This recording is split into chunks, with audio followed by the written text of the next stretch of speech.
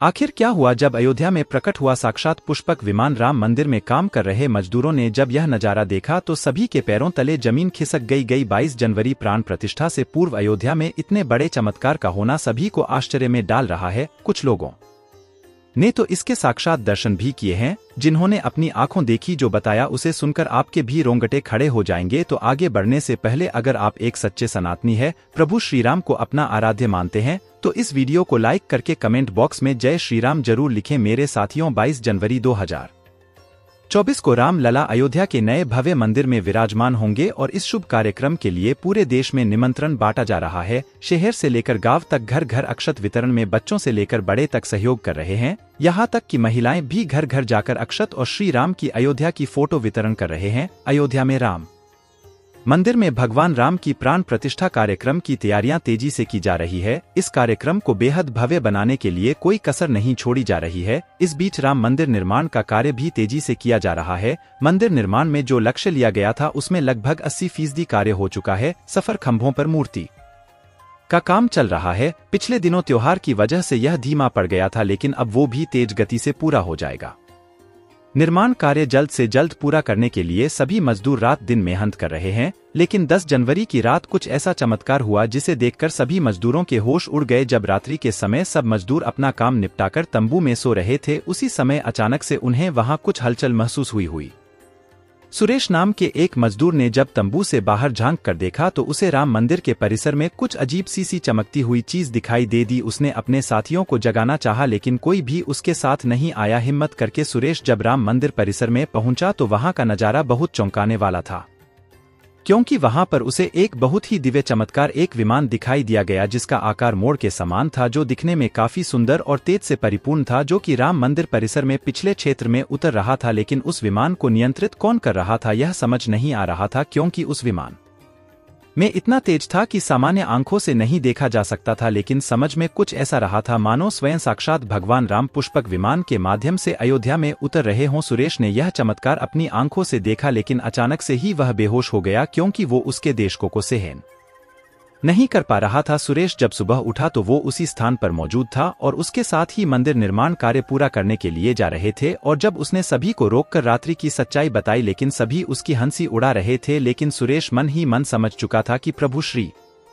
राम अयोध्या आ चुके हैं। यह उसके लिए सौभाग्य था कि उसे इतना सुंदर दृश्य देखने को मिला, जहां शायद उसने साक्षात पुष्पक विमान के दर्शन किए थे, यानी कि प्राण प्रतिष्ठा से पहले अयोध्या प्रकट हुआ साक्षात पुष्पक विमान। दोस्तों, देश के अलग अलग हिस्सों में कई बार अजीब सी कृति के विमान देखे गए हैं, जिनका संबंध कई बार तो एलियन के साथ जोड़कर भी देखा जाता है। यानी कि अयोध्या में उस रात्रि को मोर की आकृति का विमान देखना वास्तव में प्रभु श्री राम का ही कोई संदेश हो सकता है। लेकिन क्या यह विमान सचमुच में पुष्पक विमान है? लेकिन इसकी आखिर क्या गारंटी है? इसे समझने के लिए हमें पुष्पक विमान के रहस्य को अच्छे से जानना पड़ेगा। आगे हमारे YouTube चैनल सन्यासी जी के पर आपको पुष्पक विमान का रहस्य बताएंगे, जिसे समझकर आपको यकीन होगा कि अयोध्या में पुष्पक विमान का प्रकट होना कलयुग का सबसे बड़ा चमत्कार है। तो मेरे साथियों, रामायण में पुष्पक विमान का जिक्र है, जो पहले कुबेर के पास था। इसके बाद रावण ने उसे अपने सौतेले भाई कुबेर से लंका समेत बलपूर्वक हथिया लिया था। फिर रावण इसी के जरिए कहीं भी आता जाता था और रावण को हराने के बाद यह विमान श्रीराम के पास आ गया। वह जीत हासिल करने के बाद इसी विमान से कई जगह होते हुए अयोध्या पहुंचे थे और रावण ने भी इसी के जरिए पंच आश्रम से सीता का हरण किया था और उन्हें उस पर बिठाकर लंका ले गया था। कहा जाता है कि पुष्पक विमान आज के विमान की तरह था। पुष्पक विमान के जरिए रावण हवाई मार्ग से सफर किया करता था। रावण को मौत के घाट उतारने के बाद उसी विमान के जरिए प्रभु श्री राम, माता सीता और लक्ष्मण लंका से अयोध्या लौटे थे।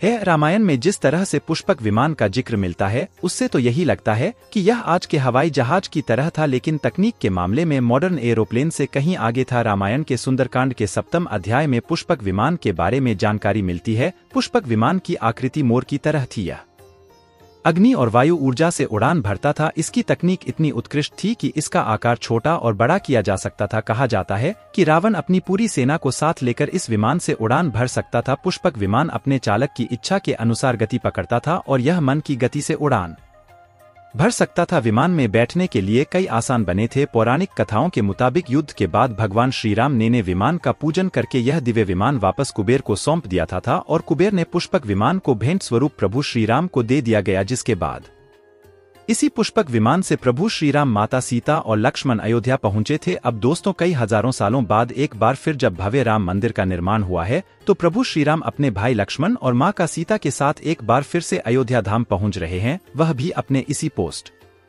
विमान पर, जिसका नजारा वहां के मजदूर अपनी आंखों से देख चुके हैं। रामायण के प्रसंग में कहा गया है कि जब माता सीता का हरण करके रावण ले जा रहा था, तो रास्ते में जटायु ने अपनी चोंच से रावण को चोट पहुंचाई थी। उस समय रावण पुष्पक विमान में ही मौजूद था। इसके बाद रावण तलवार से जटायु को लहूलुहान कर दिया था। जटायु घायल होकर जमीन पर गिर गए, और जब सीता माता को खोजते हुए राम पेड़ पौधे और पक्षियों से पूछते जा रहे थे, तो रास्ते में घायल जटायु से मुलाकात होती है। मरणासन पड़े जटायु ही राम को बताते हैं कि रावण सीता का हरण करके किस दिशा में गया है। लेकिन जब साक्षात प्रभु श्रीराम पुष्पक विमान में अयोध्या आ चुके हैं, तो भला उनके परम भक्त जटायु कैसे पीछे रह सकते हैं। अयोध्या में राम लला की प्राण प्रतिष्ठा से पहले जनपद की सीमा में गिद्धों का झुंड भी दिखाई दिया है। स्थानीय लोग इसे गिरद दराज जटायु से जोड़कर देख रहे हैं। वे इसे शुभ संकेत भी मान रहे हैं। मिल्कीपुर तहसील क्षेत्र के गांव भरौली में पिछले 10-12 दिनों से गिद्धों का झुंड वास कर रहा था। हालांकि उस गांव से गिद्ध उड़ गए हैं, लेकिन अयोध्या की सीमा में यहाँ वहाँ दिखाई दे रहे हैं। गांव वालों का कहना है कि पिछले 20 वर्षों से हम लोगों ने इलाके में गिद्ध नहीं देखे। अब जब राम मंदिर बन रहा है, तो इस गांव में लगभग 50 की संख्या में गिद्ध आकाश में दिखाई दे रहे हैं। उनमें से 10-12 गिद्ध गांव में ही सेमल के पैर पर वास कर रहे थे। गिद्धों के दिखने की घटना को ज्यादातर लोग राम से जोड़कर देख रहे हैं और शुभ संकेत भी मान रहे हैं। 22 जनवरी को होने वाले प्राण प्रतिष्ठा के समारोह में देश के प्रधानमंत्री नरेंद्र मोदी ने देश विदेश की कई महान हस्तियों को निमंत्रण दिया है। लेकिन आपको जानकर हैरानी होगी कि नेपाल में भी कुछ विशेष लोगों को समारोह में आने का निमंत्रण दिया गया है। इसके पीछे का रहस्य जानकर आपके भी होश उड़ जाएंगे, क्योंकि नेपाल को भगवान श्री राम का ससुराल कहा जाता है। क्योंकि नेपाल एक समय पर जनकपुर धाम था, जहां के राजा थे राजा जनक, और उनकी पुत्री मां सीता वहीं पर भूमि में से प्रकट हुई थी। जनकपुर धाम, जिसे मिथिला भी कहा जाता था, और मिथिला संस्कृति में यह मान्यता है कि जब बेटी का गृह प्रवेश होता है, तो उसके मायके से सोफा और अन्य सामग्री भिजवाई जा रही है। इसी परंपरा के मुताबिक जब प्रभु राम का मंदिर में गृह प्रवेश होगा, तो सीता जी की ओर नेपाल से अयोध्या उपहार आ रहे हैं, जिससे भार यात्रा का नाम दिया गया है। राम मंदिर की प्राण प्रतिष्ठा के लिए भगवान राम के ससुराल नेपाल के जनकपुर से कपड़े, फल और मेवा के साथ साथ उपहारों से सजे 1100 थाली आने वाले हैं। इसमें आभूषण, बर्तन, कपड़े और मिठाइयां भी आएगा, जिसमें 51 प्रकार की मिठाइयां, दही, मक्खन और चांदी के बर्तन शामिल होंगे। 22 जनवरी को प्राण प्रतिष्ठा समारोह होने वाला है। इसके लिए श्रीराम जन्मभूमि तीर्थ क्षेत्र ट्रस्ट की तरफ से भगवान राम की ससुराल नेपाल के कई गणमान्य लोगों को निमंत्रण पत्र भेजे गए हैं। दोस्तों, आज हम राम मंदिर को बनते हुए देख रहे हैं। यह हमारा सौभाग्य है, लेकिन इस भव्य राम मंदिर के बनने में कई हजारों कारसेवकों और राम भक्तों का बलिदान छुपा है। उस समय आक्रमणकारियों ने काशी, मथुरा के साथ ही अयोध्या में भी लूट पार्टी और पुजारियों की हत्या कर मूर्तियां तोड़ने का क्रम जारी रखा। लेकिन 14वीं सदी तक वे अयोध्या में राम मंदिर को तोड़ने में सफल नहीं हो पाया है, क्योंकि हर बार राम मंदिर और अयोध्या की रक्षा करने के लिए आसपास के राजा मदद भेज देते थे। हजारों साधुओं ने भी मंदिर की रक्षा के लिए अपने प्राणों की आहुति दे दी। विभिन्न आक्रमण झेलते हुए श्रीराम की जन्मभूमि पर बना भव्य मंदिर 14वीं शताब्दी तक बचा रहा। कहते हैं कि सिकंदर लोधी के शासनकाल के दौरान यहाँ भव्य मंदिर मौजूद था, और 14वीं शताब्दी में हिंदुस्तान पर मुगलों का अधिकार हो गया, और उसके बाद ही राम जन्मभूमि अयोध्या को नष्ट करने के लिए कई अभियान चलाए गए। 1527-28 में इस भव्य मंदिर को तोड़ दिया गया और उसकी जगह बाबरी ढांचा खड़ा किया गया। कहते हैं कि मुगल साम्राज्य के संस्थापक बाबर के सेनापति ने बिहार अभियान के समय अयोध्या में श्रीराम के जन्म स्थान पर स्थित प्राचीन और भव्य मंदिर को तोड़कर एक मस्जिद बनवाई थी। 30 जनवरी 1885 को हिंदू महंत रघुबर दास ने में पहली बार इस मामले को फैजाबाद के न्यायाधीश हरिकिशन के सामने रखा था। इस मामले में कहा गया था कि मस्जिद की जगह पर मंदिर बनवाना चाहिए, क्योंकि वह स्थान है प्रभु श्री राम का जन्म स्थान है। वर्ष 1947 में भारत सरकार ने मुसलमानों को विवादित स्थल से दूर रहने के आदेश दिए और मस्जिद के मुख्य द्वार पर ताला लगा दिया गया, जबकि हिंदू श्रद्धालुओं को एक अलग जगह से प्रवेश दिया जाता रहा। लेकिन सन 1979 में एक ऐसा चमत्कार हुआ जिसे देखकर मुसलमानों की भी आंखें खुल गई है। और ये रामलला का बहुत बड़ा चमत्कार था कि मस्जिद के अंदर से अचानक ही रामलला की मूर्ति प्रकट हो गई। लेकिन कुछ कट्टरपंथियों का कहना था कि कुछ हिंदू दलों ने रात्रि के समय चुपके से यहाँ पर मूर्तियां रखी है। 1940 में भगवान राम की मूर्तियां मस्जिद में पाई गई। मुसलमानों ने इस पर विरोध व्यक्त किया और दोनों पक्षों ने अदालत में मुकदमा दायर कर दिया। सरकार ने इस स्थल को विवादित घोषित करके ताला लगा दिया। 30 अक्टूबर 1990 को हजारों राम भक्तों ने मुख्यमंत्री मुलायम सिंह यादव द्वारा खड़ी की गई अनेक बाधाओं को पार कर रहा है अयोध्या में प्रवेश किया और विवाद ढांचे के ऊपर भगवा ध्वज फहरा दिया। लेकिन 2 नवंबर 1990 को मुलायम सिंह यादव ने कारसेवकों पर गोली चलाने का आदेश दिया, जिसमें सैकड़ों राम भक्तों ने अपने जीवन की आहुतियां दी, जिससे सरयू तट राम भक्तों की लाशों से भर गया था। इस नरसंहार हत्याकांड के बाद अप्रैल 1991 को उत्तर प्रदेश के तत्कालीन मुख्यमंत्री मुलायम सिंह यादव को इस्तीफा देना पड़ा।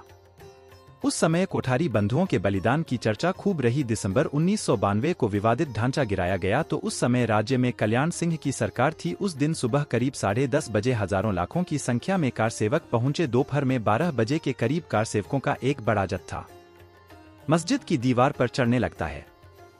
लाखों की भीड़ दास को संभालना सभी के लिए मुश्किल हो गया और दोपहर के 3:40 पर पहला गुंबद भीड़ ने तोड़ दिया और फिर 5 बजने में जब 5 मिनट का वक्त बाकी था तब तक पूरे का पूरा विवादित ढांचा जमींदोज हो चुका था। भीड़ ने उसी जगह पूजा अर्चना की और रामशिला की स्थापना कर दी। मुख्यमंत्री कल्याण सिंह का साफ आदेश था कि कारसेवकों पर गोली नहीं चलेगी। इस महान कल्याण सिंह जी को हम शाश्वत प्रणाम करते हैं। मेरे साथियों, राम मंदिर को बनता हुआ देखना सौभाग्य की बात है, लेकिन जब भी हम इसके पीछे हजारों हिंदुओं का बलिदान देखते हैं तो हमारी आंखें नम हो जाती है। तो दोस्तों, इस पूरी वीडियो को देखने के बाद आक्रमणकारियों के लिए आपके क्या विचार है, इसे कमेंट बॉक्स में जरूर बताइएगा और हमारे महान शहीदों के लिए आपकी श्रद्धांजलि नीचे कमेंट बॉक्स में जरूर दीजिएगा। कोई भी बात अच्छी लगी हो तो लाइक जरूर करें और हमेशा ऐसे चमत्कारी घटनाएं देखने के लिए हमारे चैनल गीता धर्मार्थ को सब्सक्राइब करके बेल आइकॉन को प्रेस जरूर करें। हम फिर मिलते हैं आपसे एक ऐसी ही ज्ञानवर्धक वीडियो को लेकर। तब तक के लिए जय श्री राम।